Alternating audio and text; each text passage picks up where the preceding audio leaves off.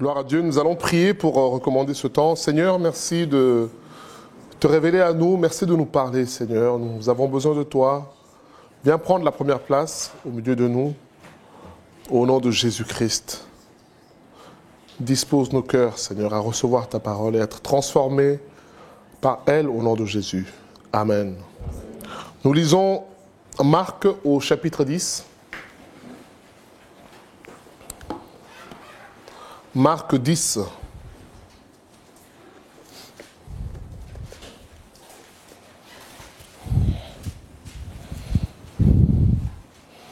Marc 10, à partir du premier verset.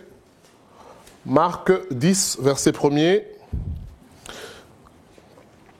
Marc 10, verset 1er. Jésus étant parti de là, se rendit dans le territoire... verset 17, pardon, excusez-moi. Comme Jésus se mettait en chemin, Marc 10, 17, un homme accourut et se jetant à genoux devant lui, « Bon maître, lui demanda-t-il, que dois-je faire pour hériter la vie éternelle ?» Jésus lui dit, « Pourquoi m'appelles-tu bon? Il n'y a de bon que Dieu seul. Tu connais les commandements. Tu ne commettras point d'adultère. Tu ne tueras point. Tu ne déroberas point. Tu ne diras point de faux témoignages. Tu ne feras tort à personne.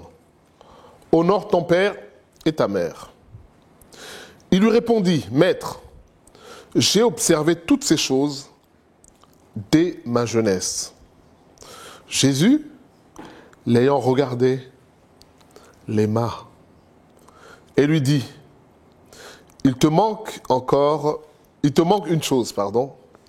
Va, vends tout ce que tu as, donne-le aux pauvres, et tu auras un trésor dans le ciel. Puis, viens et suis-moi. » Verset 22. Mais, affligé de cette parole, cet homme s'en alla tout triste, car il avait de grands biens. Voilà ce que nous dit la parole de Dieu. Un homme vient voir Jésus pour lui dire, « Maître, qu'est-ce que je dois faire pour hériter la vie éternelle ?» Et donc Jésus lui dit de pratiquer la loi. Et cet homme dit qu'il pratique la loi dès sa jeunesse. Et verset 20, il lui répondit, « Maître, j'ai observé toutes ces choses dès ma jeunesse. » Jésus l'ayant regardé, l'aima et lui dit, « Il te manque encore une chose. Va, vends tout ce que tu as, donne-le aux pauvres, et tu auras un trésor dans le ciel, puis viens et suis-moi. » Mais affligé de cette parole, cet homme s'en alla tout triste, car il avait de grands biens.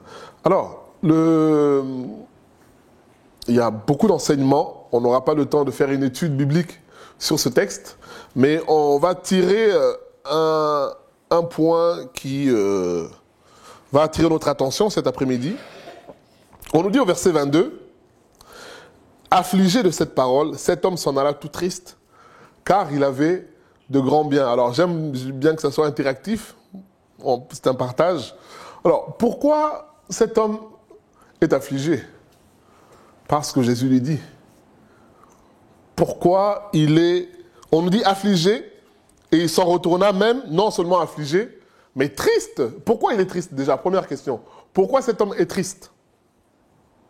Oui? Parce qu'il avait de grands biens. C'est pour ça qu'il est triste? Oui, il avait des choses qui étaient chères. Mais d'où vient la tristesse alors? Quel est le lien avec la tristesse? Voilà, il doit s'en séparer. Ouais. Oui, est-ce que quelqu'un voit quelque chose d'autre? Heureusement qu'il y a Lévi qui nous a sauvé la mise aujourd'hui. Oui. Il s'est rendu compte que ce qu'il a fait auparavant ne servait à rien en fait. Parce que Dieu lui demande encore plus d'autres choses. D'accord. Il a observé Non, oui, je vois ce que tu veux dire. Pas ne servait à rien. Était insuffisant. Ça, c'est un point important. Vous voyez, la religion nous emmène à faire des choses et on se dit, ah ouais, là, je suis allé au maximum, là. On m'a dit de pardonner, on m'a demandé de pardonner à ma mère, à mon père, à ma belle-mère qui m'a fait du mal. Bon, j'ai pris sur moi, c'est dur, je l'ai fait, mais une fois qu'on pense que, bon, allez, l'effort est fait, on est arrivé, Dieu nous dit non, c'est pas tout. Encore. Et alors on se dit, oh, attends, tous les sacrifices que j'ai faits là, c'est pas que c'est vain, mais c'est insuffisant, oui. Pourquoi on peut dire aussi, pourquoi il est triste cet homme? Oui. Comme le passage qui dit là où est ton trésor, là où est ton cœur. Matthieu, oui, 6, ouais. Bien là, en fait, quelque part, il s'en affectionne, donc c'est difficile pour lui de s'en séparer parce qu'il prend plaisir, c'est son quotidien, ça a de la valeur pour lui, donc c'est difficile. Parce que tout ce qui était en fait à sa portée, qu'il était capable de faire, il l'a fait. Et se séparer de ceux qui lui tiennent tellement à cœur, c'est plus difficile. Ok. Quelqu'un d'autre a quelque chose à rajouter? Est-ce que tout le monde a compris ce que Peggy a dit? C'est clair, hein? Oui. Est-ce qu'on a quelque chose à rajouter? Alors, moi, la question qui me vient, c'est que, mais pourquoi il éprouve le besoin de venir voir Jésus, alors? Pourquoi il éprouve ce besoin-là? Parce que malgré tout ce qu'il peut avoir, il y a toujours ce manque en lui. Parce que, malgré tout, il y a un manque. Oui. Qu'est-ce qu'on peut rajouter encore?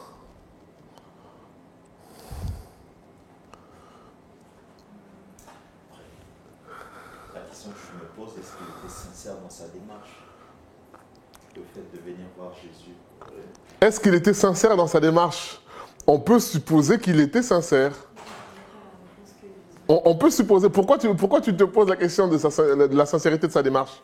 Dans le fait qu'en retour, par rapport à ce que Jésus lui a demandé de faire, ça a été difficile pour lui. Ah, mais ça ne veut pas dire qu'il n'était pas sincère. Je peux te dire que tous, autant que nous sommes ici réunis, j'espère qu'on est sincère avec Dieu hein, quand on vient là. Hein. Mais les exigences de Dieu, parfois... mais ça ne veut pas dire qu'on n'est pas sincère. On peut être sincère, mais... Et comment on le voit? C'est écrit, hein. Verset 21. Jésus l'ayant regardé, il l'aima. Donc, Jésus connaissait sa vie. Donc, avant même qu'il dise au Seigneur, j'ai fait ci, j'ai fait ça, Jésus le savait déjà. Donc, il a vu son cœur, il a vu qu'il y avait quand même quelque chose. Oui, Bastien, tu voulais dire quelque chose je sais plus. Il a couru vers le Seigneur, c'est qu'il y avait un empressement. Il y avait un empressement. Alors, qu'est-ce que ça nous dit alors? On se rapproche de notre thématique de cet après-midi. Qu'est-ce que ça nous dit? Ça nous dit qu'il croit véritablement. Ça nous dit qu'il croit véritablement, oui. Oui, mais encore... Dans le verset 17, il pose la question bon maître, que dois-je faire pour obtenir la vie éternelle? Oui. Ce que Bastien a dit nous met sur la piste. Je voudrais qu'on trouve le thème de notre partage ensemble, oui. Il était en détresse, c'est-à-dire peut-être émotionnellement et dans sa vie, peut-être ça ne lui suffisait pas ce qu'il avait. Oui, ça on l'a dit, que c'était insuffisant. On l'a dit. Mais pour revenir à l'idée de Bastien, il court, c'est-à-dire qu'il a... Oui. Comment? J'ai pas entendu. Le thème, c'est avoir foi en Dieu? Oui, de manière générale, oui. Mais par rapport à ce que dit Bastien, tu peux reprendre ce que tu as dit, Bastien, s'il te plaît? Je dis que probablement il croit, en fait. Le fait qu'il a couru vers le Seigneur, c'est qu'il y avait un empressement de sa part. Ça montre qu'il a la foi, qu'il croit, il attend quelque chose du Seigneur. Il attend quelque chose du Seigneur, oui. Ils vont en Jésus sans ses espoirs. Ils vont en Jésus sans ses espoirs, oui. J'ai vu une main derrière. Moi, je pense que peut-être qu'il a vu en Jésus la sainteté en fait, dans son comportement, dans sa manière d'être. Donc il s'est dit que s'il se rapproche de lui pour lui exposer ce qu'il a dans le cœur, sûrement qu'il allait pouvoir le mettre sur le chemin de la vérité. D'accord, ok. Donc, on a trouvé plus ou moins. Ce que je pense, c'est que cet homme aime Dieu. Il aime Dieu, il est attaché à Dieu. Il est touché par Dieu, c'est ça notre thème.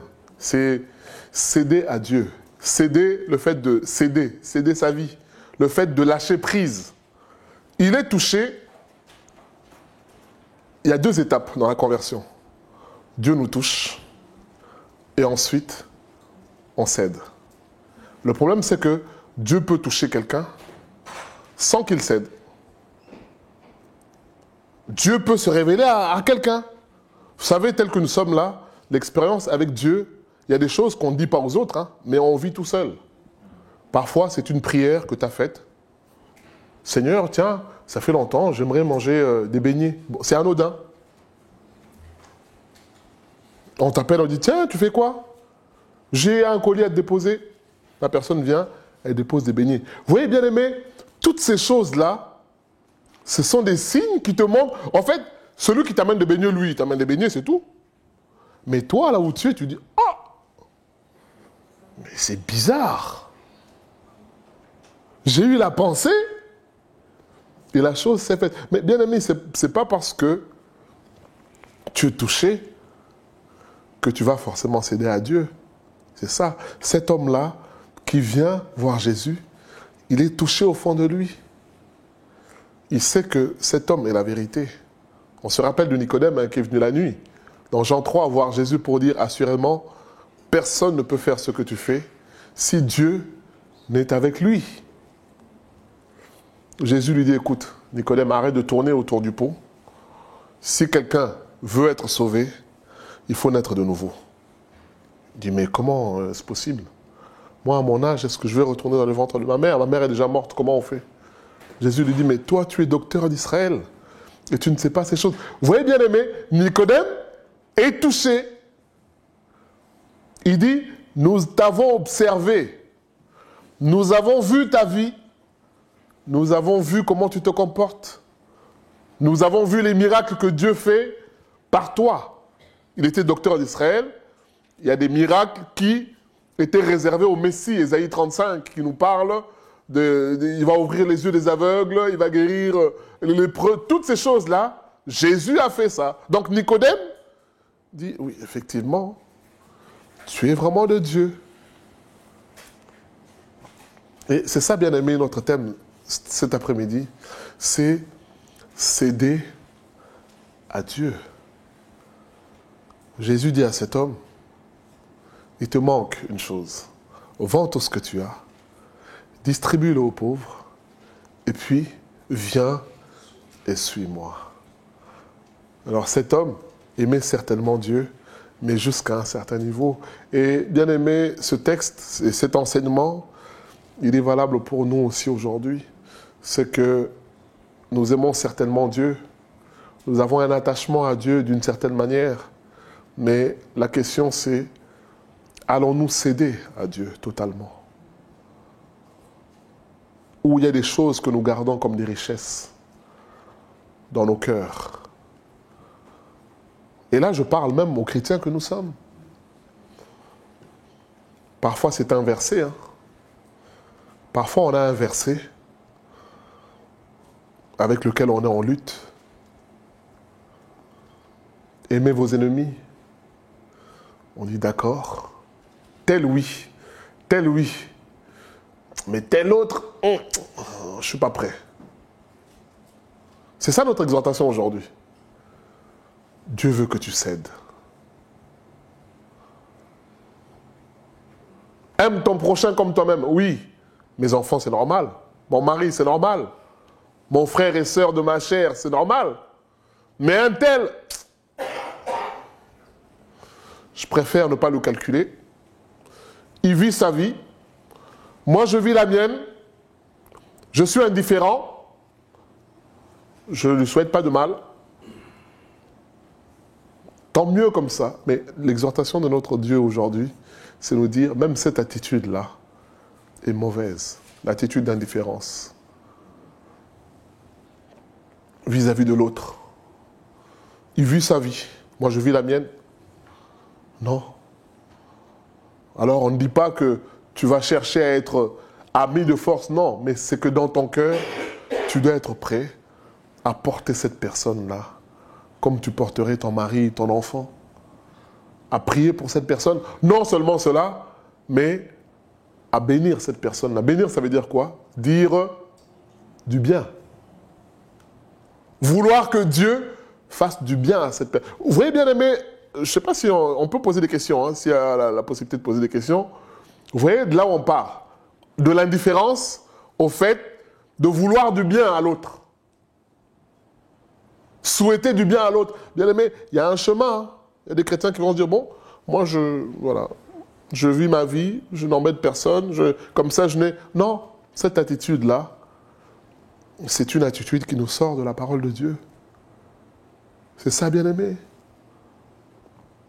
Beaucoup sont certainement touchés comme nous sommes, mais ils n'ont pas cédé totalement. Il y a des choses qui gardent au fond d'eux. Et le Seigneur nous dit, tu ne peux résister contre les aiguillons. Vous vous souvenez de la phrase qu'il a dite à l'apôtre Paul. Hein? Et Paul faisait quoi? À l'époque, Saul de Tarse, il persécutait les chrétiens. Mais en réalité, vous savez comment on dit en français, la meilleure défense, c'est l'attaque. Il était virulent, mais en réalité, au fond de lui, il y avait un combat. Vous savez, les gens qui sont trop agités, en réalité, ils cachent une vulnérabilité. Et moi, j'en connais beaucoup comme ça. Il y a des gens qui ont la bouche, excusez-moi de parler un peu de façon triviale, ils ont beaucoup de bouche. Ils parlent beaucoup. Mais vous savez, quand tu le prends à côté tout seul, tu te rends compte que c'est juste une coquille en fait. C'est quelqu'un qui manque d'assurance. Il y a des gens, surtout dans les syndicats, quand il y a du monde, oh, c'est pas normal. Ah. Et moi, je le vois au travail. Hein. Réunion d'équipe, bon, je me prends des balles perdues, je suis le responsable. Mais, vous savez, quand tu les prends individuellement, là, en réunion d'équipe, ils sont 15 autour de la table contre toi. Mais quand tu les prends, tiens, Johan, je te vois dans mon bureau, bien aimé, vous voyez le gaillard, là, quand il arrive. Chef, il y a un problème? Mais parfois, je fais exprès, hein. Je te dis pas pourquoi. Hein. Je t'appelle, je dis, tiens, tu viens dans mon bureau, s'il te plaît. Tu le vois arriver. Qu'est-ce qui se passe? Non, bah, assieds-toi. Tu veux un café? Je sais que les 2 minutes là, c'est la torture pour lui, parce que quand tu te fais appeler comme ça, même moi, quand ma directrice m'appelle, bon, qu'est-ce qui se passe? Il y a un problème, il y a... Les 2 minutes là après, je dis, non, il n'y a rien de grave. Hein. Ah. Pourtant, quand il y a les autres, ouais, non, c'est pas normal, ouais. Mais quand tu le prends individuellement, tu te rends compte que, en fait, ça cache juste quelque chose, quoi. Individuellement, c'est pas la même chose. Et beaucoup sont comme ça. Ils parlent beaucoup, mais en réalité, si tu touches le point sensible, tu vas voir, il se met à pleurer. Il en a gros sur le cœur. C'est ça, bien-aimé. Et Saul de Tarse persécutait les chrétiens. Il allait, et pendant qu'il allait sur la route de Damas, pour aller persécuter les chrétiens, le Seigneur se révèle à lui. Acte 9.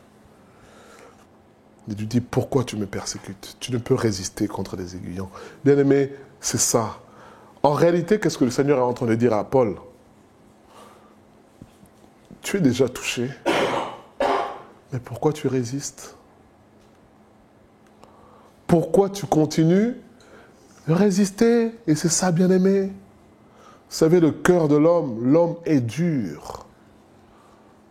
Nous avons en nous un orgueil qui fait que on peut résister longtemps à Dieu. On sait que Dieu veut ça, mais on tient à notre fierté. On tient à être respecté. On tient à notre honneur. Pourtant, tu sais bien ce que Dieu attend. C'est ça, bien-aimé. Beaucoup sont touchés, mais ils résistent. Et nous allons voir quelques raisons, on va partager quelques raisons qui font que les gens résistent, bien-aimés. Mais je voulais insister là-dessus pour dire, c'est pas tout d'être touché. Le tout, c'est de céder. Je parlais avec des bien-aimés dans la voiture. je connais une personne, j'allais dire un frère, non, une personne, je peux vous dire que cette personne-là a des témoignages sur Dieu. Elle n'est pas chrétienne, hein. Mais quand tu parles avec elle, elle va dire, tiens, j'ai demandé si, Dieu m'a montré tel signe. Bien aimé, je dis bien, la personne n'est pas chrétienne, hein. Mais je peux vous dire que depuis que je connais cette personne-là, tous les signes que cette personne-là a vus, je lui dis, mais avec tout ça, qu'est-ce que tu attends pour te convertir? Tu attends de voir le feu tomber du ciel? Tu attends d'entendre une voix comme Saul de Tarse qui te dit pourquoi tu me persécutes? Qu'est-ce que tu attends, bien-aimé? Et beaucoup sont comme ça.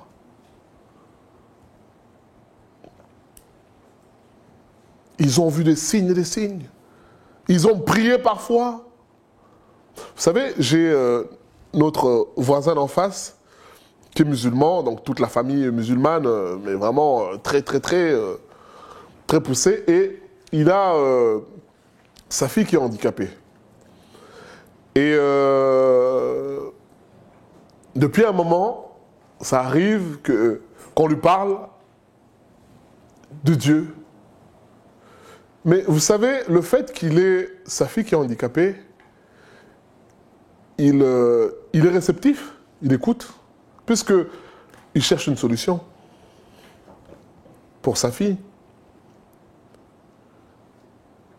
Et ça arrive qu'on lui parle de Jésus, il vient à la maison, il prend un thé, un café, on lui parle de Jésus. Et là, dernièrement, il était ici à Paris pour une opération pour sa fille. Et donc, il nous explique que sa femme n'était pas bien du tout par rapport à l'opération qui devait avoir lieu le lendemain. Triste, et lui-même, il était abattu, il était incapable de consoler sa femme. Et il prie, il dit Dieu, donc son Dieu de l'islam, hein, il dit Dieu, bon, je ne sais pas si vraiment tu existes, mais là, je suis dans la détresse. Et je suis incapable de consoler ma femme. Révèle-toi à moi. Bon, je dis ça comme ça, je pense... Il n'a pas fait cette prière comme ça, mais l'idée, c'est ça. Il nous dit, à peine il a fini de prier, on toque à la porte. Donc il va, il ouvre.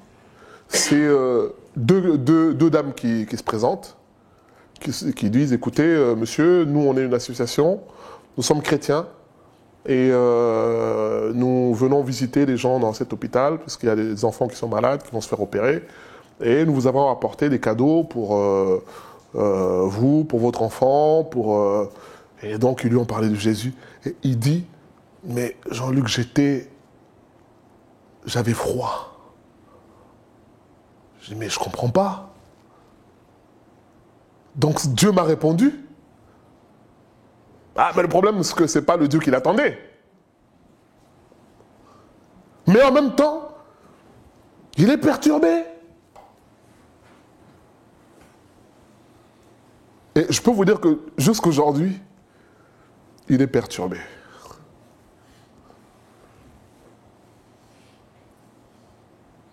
Mais, quand il m'a raconté ça à la maison, je lui ai dit, écoute, Ibrahim, combien de témoignages tu as eu comme ça?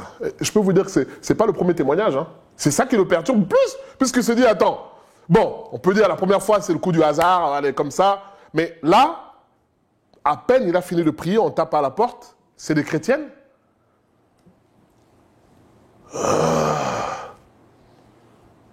Et il dit, je suis allé dire à ma communauté, hein, que j'étais en galère, personne n'est venu me voir. Ce sont les chrétiens qui sont venus me voir. Bon, les discours, c'est bien, mais moi, j'attends maintenant qu'ils m'appellent pour dire, bon, je vais me faire baptiser. Dieu est tout puissant pour le faire. Bien aimé, mais je vous dis ça pour vous montrer qu'il y a des gens qui ont vu des signes de Dieu. Maintenant, la deuxième étape, c'est céder. Ah, c'est là que viennent maintenant les richesses. Cet homme, c'était des richesses physiques, mais pour Brahim, ça va être quoi? C'est l'islam. C'est la famille. dire je deviens chrétien aujourd'hui ou demain, c'est dire, bon, je renonce à la famille. Vous voyez un peu, parce que je connais bien cette famille-là, hein, en face, son grand frère, c'est un barbu. Hein. Ah, je peux vous... Non, mais c'est sérieux. Hein.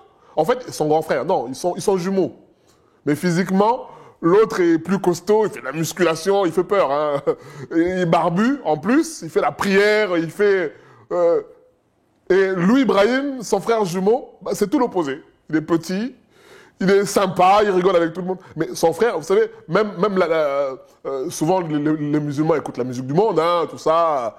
Ah non, lui, c'est interdit. Hein. Il est vraiment radical. Vous voyez un peu l'opposé. Donc, pour Brahim, venir à Jésus,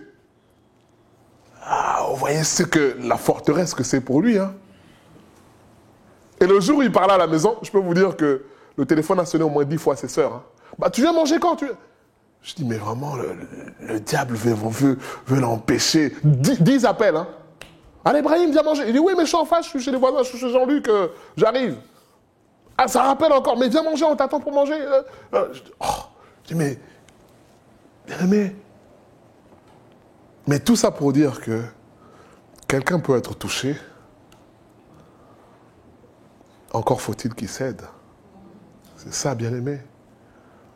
Matthieu 22 nous dit, beaucoup sont appelés, peu sont élus. Mais quand on dit élus, ce n'est pas Dieu qui les a... Non, c'est eux-mêmes qui ont choisi. Parce que Dieu nous appelle tous. Dieu touche tout le monde, d'une certaine manière. Maintenant, la question, c'est est-ce que tu cèdes à l'appel de Dieu? Est-ce que tu veux céder? Alors, qu'est-ce qui fait que les gens ne cèdent pas? Pourquoi les gens ne cèdent pas? Un premier point, on l'a cité, c'est l'attachement aux richesses, tout ce qui représente nos valeurs. On a des choses qu'on a bâties, qu'on a construites. Vous savez, tu parles à quelqu'un qui est plus âgé que toi de Jésus, il va te dire, attends, toi, tu veux m'apprendre des choses? Moi, je connais la vie avant toi. Bien aimé, ce sont des réalités. Il y a des gens, ils prennent ça pour prétexte. Toi, tu es jeune et tu veux m'apprendre, mais ce n'est pas une question de jeune, c'est une question de vérité. Jésus est mort pour tout le monde. C'est une question d'éternité. C'est ça, bien-aimé? Est-ce que ce qu'on te dit est la vérité ou pas? Pourquoi cet homme était affligé? Je réponds à la question, hein, je n'aurais pas répondu à la question. Puisque il savait que c'est ça que Dieu attendait de lui. Il savait que c'était la vérité. Vous savez, quelquefois, quand on est en face de la vérité, elle est tellement évidente qu'on ne peut pas faire... Vous savez, comme quelquefois, il y a des discours qui sont ambigus. Tu n'as pas tout compris. Mais là, le message était clair pour lui. Hein. Comme on dit en français, on ne peut plus clair. Donc, on ne peut pas faire mieux. Donc, il a bien compris. Et je pense même que pendant qu'il venait, je pense, c'est pas écrit, mais je pense qu'il savait déjà qu'il avait un problème et il connaissait son problème. Je pense. Vous savez, quelquefois, tel qu'on vient là, tu viens au culte, mais avant de venir, bon, tu as crié sur quelqu'un. Tu as eu une dent contre quelqu'un. Alors, les gens qui sont là ne le savent pas. Mais toi, au fond de toi, tu connais ton problème. Hein? Tel que nous sommes tous là, tu connais ton problème au fond de toi. Voilà pourquoi Jésus dit, avant de donner ton offrande, va d'abord régler ton problème. Va te réconcilier avec la personne ou avec Dieu. Donc cet homme, je pense que quand il vient voir Jésus, il se dit, pourvu qu'il ne me parle pas de mes richesses. Bien aimé, c'est une réalité. Vous savez, je me rappelle du témoignage d'un pasteur qui racontait, jeune pasteur charismatique, qui prêchait à gauche, à droite, à différentes assemblées. Mais vous savez quand c'est comme ça, bien aimé, jeune homme charismatique, situation normale qui travaille. Bien aimé, là, ce sont les sœurs qui ont des visions sur toi. Hein. Non, mais je vous dis ça, c'est une réalité. Ce sont les sœurs qui ont des visions sur toi. Ah, homme de Dieu, Dieu m'a montré comme si on était ensemble quelque part. Bon, j'ai pas compris l'explication. En fait, c'est pour te dire, bon, toi-même, interprète. Bien aimé, mais ce que je vous dis, c'est une réalité. Il raconte ça. Il dit, il prêchait, il parle partout de Jésus. Mais au fond de lui, il y a un thème qu'il ne voulait pas aborder. C'est laisser sa vie totalement sous le contrôle de Dieu. Puisque ça veut dire quoi? Ça veut dire aussi accepter que Dieu te donne une femme qui n'est pas spécialement de ton standing. Hein. Tu vois, dans ta tête, tu as déjà fait tes calculs. Bon, 1m78, les yeux marrons, je ne sais pas, tu as fait tes calculs. Mais, au fond, je sais que, Dieu est tout puissant, il peut, voilà, changer les calculs. Alors il dit, c'était un blocage pour lui. Et bien aimé, ce que nous sommes en train de dire là, c'est que beaucoup vivent un plafond de verre, sont bloqués dans leur vie chrétienne parce qu'il y a un domaine qui n'ont pas cédé à Dieu. Voilà pourquoi j'ai dit en introduction, cet homme-là, il était attaché à Dieu, il aimait Dieu, comme ça a été dit. Mais il y a des domaines, il s'est dit, vous savez, reserved, domaine réservé. Il y a des chrétiens comme ça. Hein. Il aime Dieu. Moi, une sœur me disait, oh non, mais pasteur, il ne faut pas abuser. Hein. J'ai beau être chrétienne, mais j'ai ma vie privée. Hein. J'ai dit gloire à Dieu. Mais sache que quand tu es chrétien, il n'y a pas de vie privée. Mais ta vie appartient à Dieu. Bien aimé, c'est ça. Quand tu es chrétien et que tu dis, j'ai ma vie sous-entendue, bon, à un certain moment, voilà, c'est moi qui décide, quoi. Ah, c'est là que Dieu va bien venir te titiller pour dire, hey, donne. C'est là, bien aimé. Quand on est chrétien, on se donne. Vous savez, quand Dieu s'est révélé à Paul, Paul lui dit quoi? Saul, que veux-tu que je fasse? C'est ça, bien aimé. Et beaucoup sont bloqués dans leur vie parce qu'il y a des domaines qui n'ont pas lâché à Dieu. Et, bien aimé, nous nous connaissons. Nous savons que tel domaine, bon, il ne faut pas trop qu'on touche à ça. Mais notre exhortation, c'est de dire, prie aujourd'hui, dis à Dieu, Seigneur. Vaut mieux encore être honnête pour dire à Dieu, je sais que j'ai un point faible de ce côté-là. Seigneur, délivre-moi. Mais ce qui est mauvais, c'est d'ignorer ça. Ce qui est mauvais, c'est de faire semblant. Ce qui est mauvais, c'est faire comme si tout va bien. Alors qu'au fond, on nous dit, hein, affligé. Il s'en est allé comment? Joyeux. Triste. Parce que c'est vrai que la parole de Dieu, quand elle vient, vous savez, Ésaïe 55 dit, hein, Dieu dit, mes pensées ne sont pas... C'est ça, bien-aimé. Donc ce que Dieu va te demander ne fera pas toujours plaisir. Mais c'est pour notre bien, bien-aimé. Mais ça ne fera pas toujours plaisir à la chair. C'est ça, bien-aimé. Et beaucoup, nous sommes attachés à Dieu d'une certaine manière. Mais la question, c'est, est-ce que tu as cédé? Est-ce que tu veux céder à Dieu? Et comme je disais, une des raisons, c'est que nous sommes attachés à nos richesses, à nos valeurs, à des projets même. Ça peut être des projets. Vous savez, on s'est converti, mais on a fait des études. On a des projets. Mais en devenant chrétien, on doit être prêt à renoncer à ces projets-là. Ça ne veut pas dire qu'ils ne vont pas s'accomplir. Ça veut dire qu'on est prêt à suivre Dieu avec ou sans. Mais ce n'est pas une condition obligatoire de dire, bon, Seigneur, je te suis à condition que... Ah non, non, non, non. Puisque Dieu te dira, je n'ai pas besoin de ça. Voilà, vous voyez ce que Jésus dit là. Vous voyez, ça tranche avec l'évangile d'aujourd'hui. Hein. Où on dit, allez, viens avec tes richesses, on va investir dans l'œuvre de Dieu. On va construire le tabernacle de Dieu. Non, mais Dieu n'a pas besoin de ça. Jésus n'a pas besoin de ça. Il dit, moi, ce n'est pas tes richesses que je veux. Vends-les, distribue, viens tel que tu es. C'est toi que je veux. Est-ce que je vaux plus que les richesses que tu possèdes? C'est ça la question de Dieu.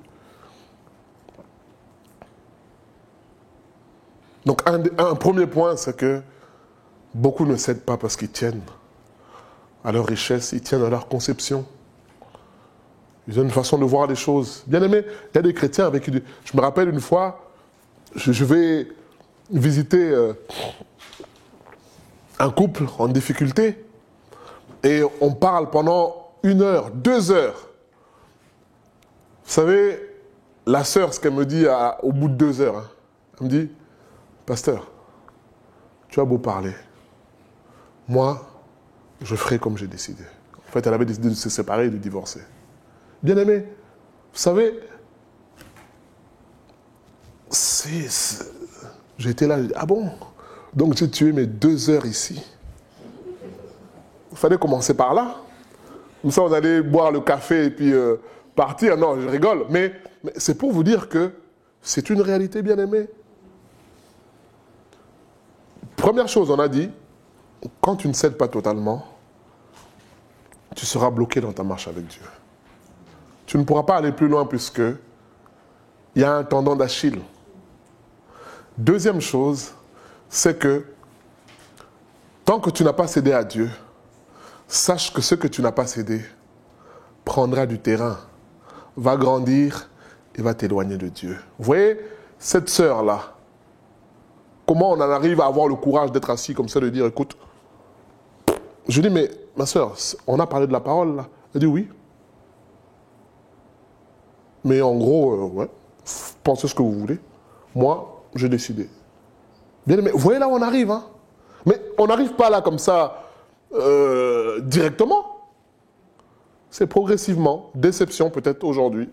Déception demain. Colère aujourd'hui. Ceci demain. Et jusqu'au point, ah bon, point de non-retour. Voilà. C'est ça, bien aimé. C'est ce qu'on appelle dans le milieu chrétien des portes ouvertes. Hein. Et l'apôtre Paul nous dit, dans 2 Corinthiens 11, il dit que nous connaissons bien les desseins de Satan.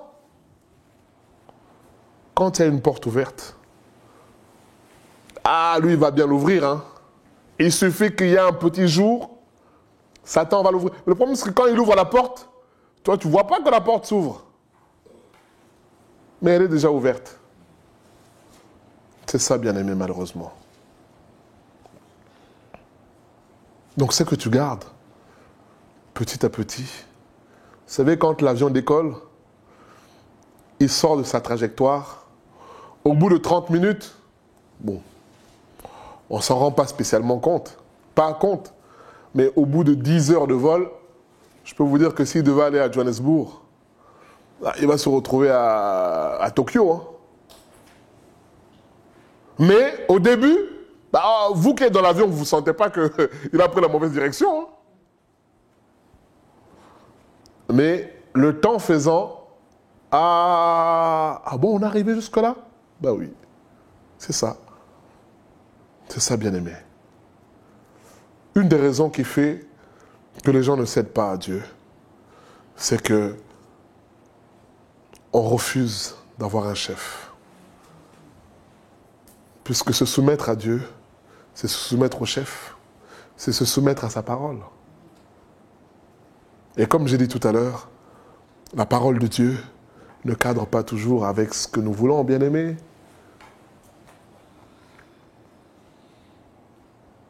Galates 5, à partir du verset 16, nous dit « Marchez selon l'esprit et n'accomplissez pas les désirs, car la chair a des désirs opposés. » Bien-aimé, ne pense pas qu'un jour la chair va, même si la chair est bien, des fois tu as la force de louer Dieu, ne pense pas que ces désirs seront en accord avec la parole. Non, l'apôtre Paul nous dit, ils sont opposés. Et regarde dans ta vie, quand tu dois regarder Netflix avec ton plaid, il n'y a pas de problème. Hein. Mais prends la Bible. Tu vas avoir 2 minutes. Prie. Au bout de 5 minutes, tu entends Amen. Mais bizarrement, regarder un match de foot 90 minutes, ben là, il n'y a pas de problème. Hein. C'est une réalité. C'est ça, bien-aimé. Et beaucoup ne cèdent pas. Parce que céder à Dieu, c'est céder au chef. C'est désormais lui qui décide. Or, vous voyez, ça ne cadre pas avec le fonctionnement de l'homme. Qu'est-ce que Jésus dit à Pierre? Quand tu étais jeune, avant il dit, tu te saignais toi-même. Tu décidais, bon, je vais mettre ça, j'ai la force de faire ceci, je vais faire telle étude, je vais aller à tel endroit. Et il dit, tu allais là où tu voulais. Mais quand tu seras vieux, il dit quoi? Quelqu'un d'autre te conduira là où tu ne veux pas. En fait, en réalité, il parle de la vie chrétienne. Quand on a une relation avec Dieu, quand on entre dans la maturité avec Dieu, maintenant, c'est Dieu qui nous conduit. Nous sommes spectateurs de ce que Dieu est en train de faire avec nous. Et ça, bien aimé, c'est pas évident d'accepter. Puisque nous sommes dans un monde de contrôle. On a tous des agendas. Je sais que à 9h, je fais ceci. À 10h, j'ai rendez-vous là. À 11h. Or, avec Dieu, c'est lui qui conduit. Tu avais prévu d'aller là, lui dit non, va là. Tu avais prévu d'être à telle heure là, à 20 ans, 25 ans, marié, une maison. Dieu te dit non, on va faire les choses différemment. Et ça contrarie. Tu vois autour de toi des amis, bon alors, t'en es où là? Moi j'ai ceci, moi. Bien aimé, vous savez, quelqu'un a dit, la vie c'est pas la course. Tu fais la course avec personne. Tu ne fais la course avec personne.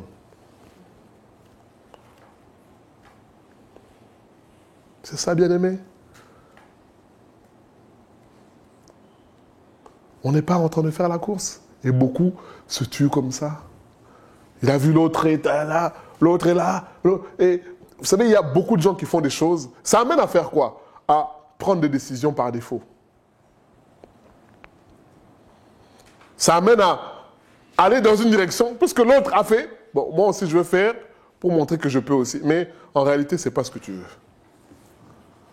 Mais comme l'autre a, moi aussi. C'est ça, bien-aimé. Et ça devient des malheurs, des pleurs. On est en course avec personne, bien-aimé. Quel bonheur d'appartenir à Dieu, de laisser diriger nos vies. C'est ça notre exhortation aujourd'hui. Acceptons de céder. Céder, comme on a dit, en acceptant que Dieu est le chef. Il sait ce qu'il fait. La Bible dit qu'il est le maître des temps et des circonstances. J'aime beaucoup cette parole-là. Dieu est maître des temps et des circonstances. C'est lui qui dirige tout. Je n'avais pas prévu, mais on va le lire. C'est un verset que je lis souvent ici. Peut-être que certains vont... Ecclésiaste 9, verset 11. On va s'arrêter là. Ecclésiaste 9, verset 11. Ecclésiaste 9, verset 11. J'attends que tout le monde trouve. Ecclésiaste 9, verset 11. l'Ecclésiaste nous dit, « J'ai vu sous le soleil que la course n'est point aux agiles, ni la guerre aux vaillants, ni le pain aux sages, ni la richesse aux intelligents, ni la faveur aux savants, car tout dépend d'eux, du temps et de circonstances. » Voilà, bien-aimé, c'est que l'Ecclésiaste... Vous savez, ça, c'est un verset que j'aime beaucoup. Quand j'ai découvert ce verset, je me suis dit, mais quelle sagesse! Mais bien évidemment, il s'agit de Dieu. Quelle sagesse! Peut-être que tout le monde n'a pas compris ce texte-là. Ecclésiaste 9, verset 11. C'est bon? Voilà. Celui qui n'a pas compris quelque chose, il peut se manifester. Hein. Il dit, « J'ai vu sous le soleil que la course n'est point aux agiles. » Bien aimé, normalement, qui gagne la course? C'est le plus agile. Hein. C'est le plus rapide qui gagne la course. Normalement, c'est comme ça. Mais, dans la réalité, il se fait que le jour de la course, le plus agile peut être disqualifié. On l'a vu, hein, pour ceux qui regardent un petit peu les meetings, athlétisme et tout ça. Vous avez vu ça? Parfois, c'est le plus grand favori, il est disqualifié. Ou alors, il peut perdre aussi. Parce que ce jour-là, il s'est levé avec une gastro. Bien aimé, ce sont les réalités. Il dit, la guerre, c'est pas toujours les vaillants qui gagnent. Ah, ça se serait sinon. Hein. Vous connaissez un peu l'histoire de ce monde. Hein. Regardez les différentes guerres. Guerre d'Indochine, guerre du Vietnam. C'est qui sont les Américains qui ont gagné? Ah Afghanistan. Les Américains ont gagné en Afghanistan. Ça nous apprend qu'une guerre, ça ne se gagne pas. Tu as beau avoir tous les MiG, tous les avions sophistiqués, tu as beau avoir toutes les bombes possibles, mais la guerre, c'est pas parce que tu es fort que tu gagnes la guerre. C'est ça que le texte nous dit. Il nous dit, le pain ne va pas toujours aux sages. Pourquoi il dit ça? Parce que, vous savez, quelqu'un qui est sage, il a une renommée. Il a une aura qui fait que les gens reconnaissent sa sagesse. On se rappelle de Salomon qui recevait des présents de la reine de Séba qui a fait le tour du monde hein, pour venir lui faire du présent. Et il dit, c'est pas parce que tu es sage que tu auras forcément du pain. Et ça, c'est une réalité. Il dit, ni la richesse aux intelligents. Vous savez, quand on était jeune, on se disait, bon, travaille bien à l'école, tu auras un bon boulot. Ah, je peux vous dire qu'aujourd'hui, sur le marché du chômage, il y a des bacs plus 7. Hein. Mais ils sont au chômage. Hein. Ils ont des bons diplômes, mais ils ne travaillent pas. Ou alors ils travaillent, il est chef d'équipe au KFC, McDo. Bien aimé, ce sont des réalités. Pourtant, si tu es intelligent, tu devrais être riche. L'exemple que j'ai pris ce matin, c'est que un médecin, 9 ans ou 7 ans d'études, peu importe, généraliste, spécialiste, n'en parlons même pas. Et en plus, ils sont utiles à la société, on est bien d'accord. Hein? Ils soignent des vies, ils opèrent des cœurs, ils opèrent de tout ce que tu veux, le cerveau. Ils sont utiles. Mais le médecin a tout cassé, il va gagner combien? Peut-être 7 000, 10 000 euros par mois. C'est vrai ou c'est pas vrai? Maintenant, celui qui se lève tous les matins pour taper dans le ballon, Dembélé, tout ça, il gagne combien? 300 000, 400 000 euros par mois. Vous voyez bien aimé, pourtant, on va se moquer de lui pour dire, mais il est incapable d'aligner, on se moque souvent des joueurs de foot, hein, en interview. On se moque souvent d'eux. Mais oui, mais tu te moques de lui, mais lui, par mois, il peut acheter 2 maisons. Il peut t'acheter 2 maisons chaque mois. C'est ça que ce texte-là dit. Donc, dans la vie, là, il y a ce que tu as prévu, et puis il y a la réalité. tels que nous sommes là, on était à l'école avec des gens qui n'étaient pas brillants. Mais aujourd'hui, tu apprends, ah, il a été nommé ministre de l'Agriculture. Bien aimé, son réalité. Hein? Ah, il est conseiller du président. Toi qui étais premier de la classe, Nicolas Sarkozy qui disait, il dit, moi, je n'ai pas fait d'ENA. Mais il dit, mais vous savez, tous mes conseillers là, et mes ministres, ils ont des diplômes plus que moi. Mais il dit, c'est moi le chef. Bien aimé, la vie est comme ça. C'est pas parce que tu as été brillant que tu vas finir premier. François Hollande est arrivé président par accident. Mais il a été quand même président.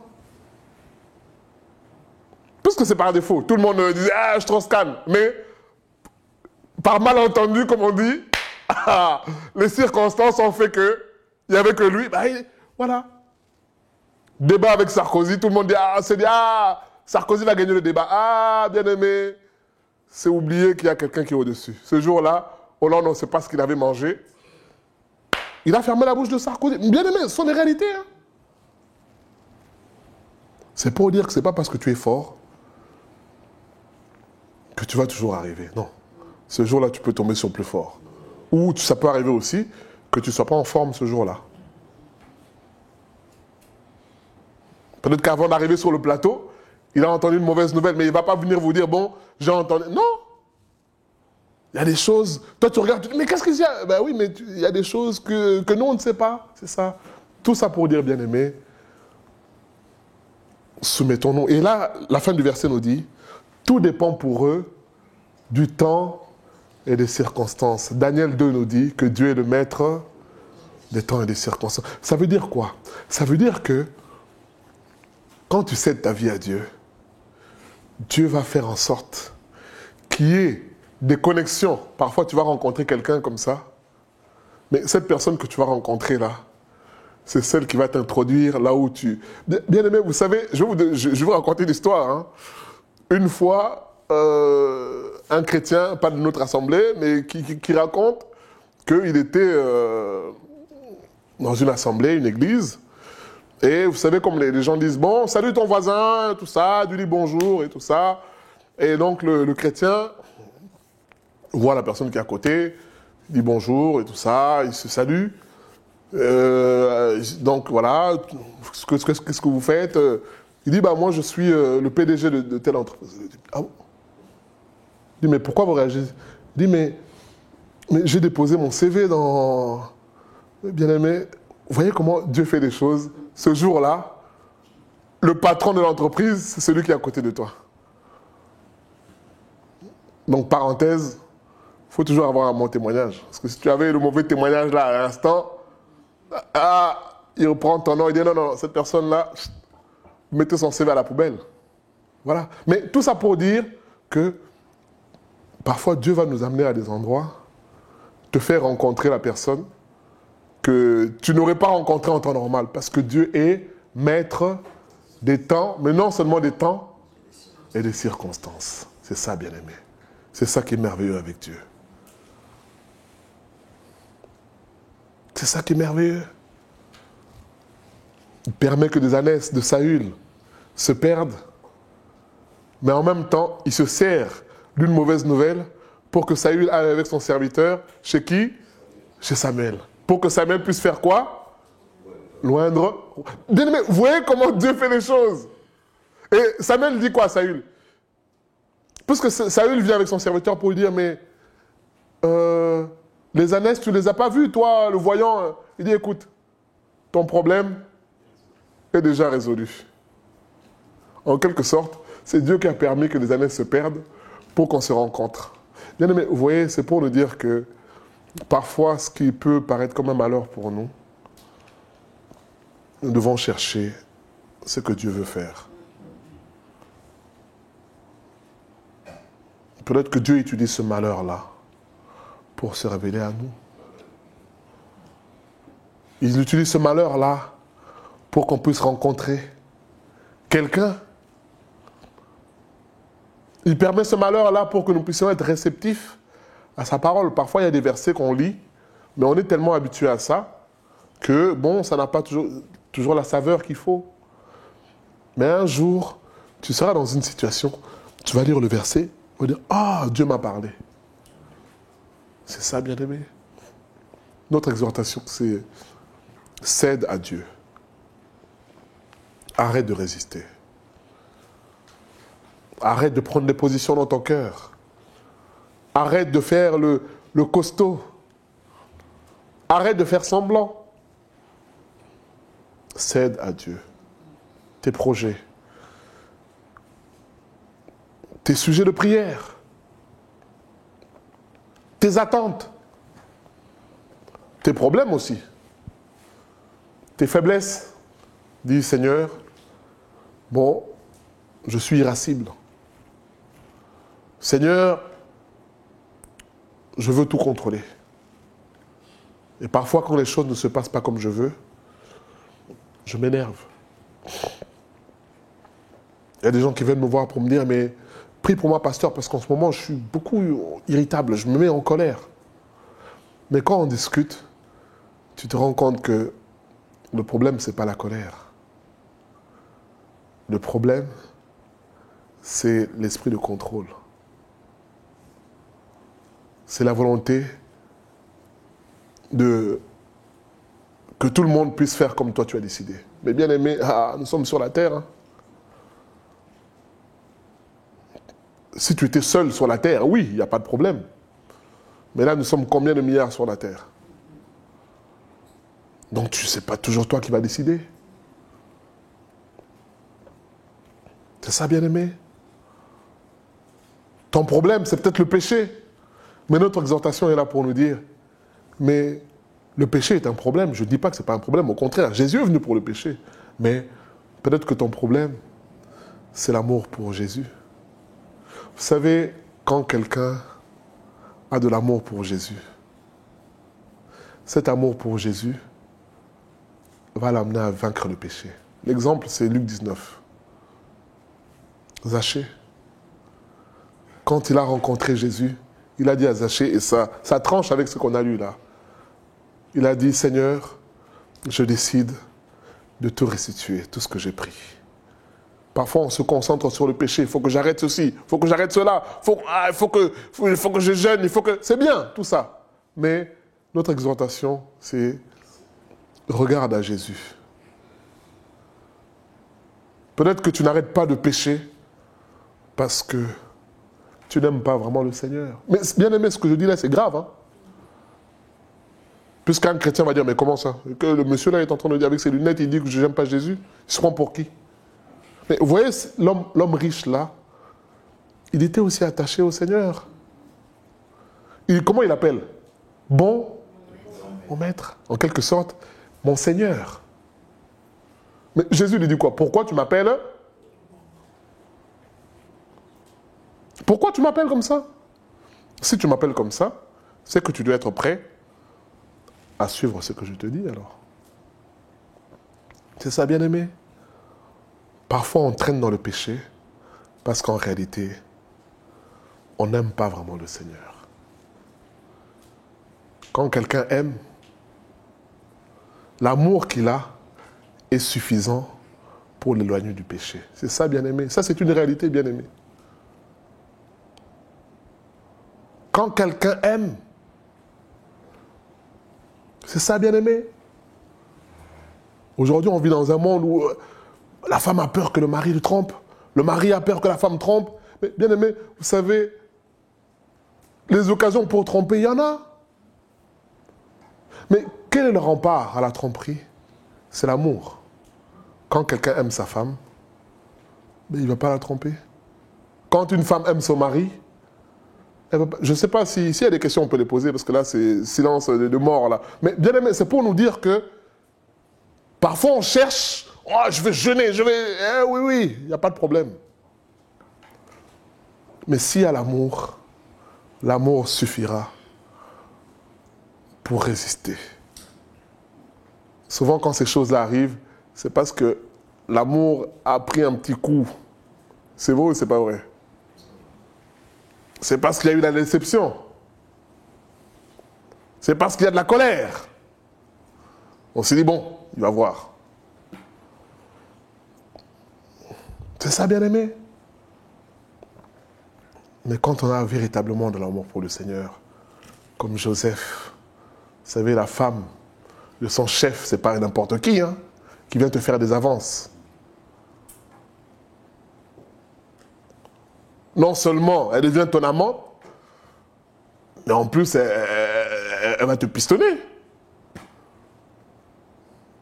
Mais Joseph a préféré fuir. Parce qu'il aimait Dieu. Il était attaché à Dieu. C'est ça, bien-aimé. Quelquefois, on lutte avec le péché. En réalité, la question c'est, aimes-tu Jésus? C'est ça. Si tu aimes Jésus, toi-même tu sauras que non, le péché n'est pas bon. Je ne peux pas faire ça. Même si personne ne me voit, non, ce n'est pas possible. L'amour que tu as pour le Seigneur suffira pour te garder du mal. C'est ça, bien-aimé, notre exhortation aujourd'hui. Prions pour que le Seigneur nous aide. Seigneur, nous prions pour que tu nous aides à céder totalement, Seigneur, à toi. Seigneur, pardonne-nous, Seigneur, pour toutes les choses que nous avons gardées, Seigneur, ou que nous gardons encore des conceptions, des versets bibliques que nous avons mis de côté, Seigneur. Seigneur, nous voulons céder totalement, Seigneur, à ta parole, à ta volonté. Délivre-nous, Seigneur, de cette volonté de vouloir, Seigneur, faire par nous-mêmes, Seigneur. Seigneur, révèle-toi à nous. Au nom de Jésus-Christ, nous avons besoin de toi. Aide-nous. Comme il a été dit, Seigneur, nous avons été pour la plupart touchés par ton amour, par ta bonté, par tes bienfaits, par ta grandeur, par ta grâce tous les jours, par ta miséricorde, par ta patience envers nous. Mais Seigneur, aujourd'hui, nous voulons céder aussi, Seigneur. Nous ne voulons pas rester à l'étape, Seigneur, d'être touchés. Nous voulons céder, te céder nos vies. Viens prendre le contrôle total, Seigneur, de nos vies. Au nom de Jésus-Christ. Seigneur, je prie aussi pour tous ceux qui sont là aujourd'hui, qui ont entendu ta parole, qui ne sont pas encore, Seigneur, engagés avec toi. Qui hésitent peut-être parce qu'ils ont peur. En se disant, est-ce que je vais y arriver? Est-ce que j'aurai la force de vivre en tant que chrétien? Seigneur, je prie pour que tu puisses toucher les cœurs de tous ceux qui sont là, qui ne sont pas convertis. Toi, tu les connais, Seigneur. Merci pour ton esprit qui agit dans les cœurs et qui convainc au nom de Jésus-Christ. Amen. Gloire à Dieu.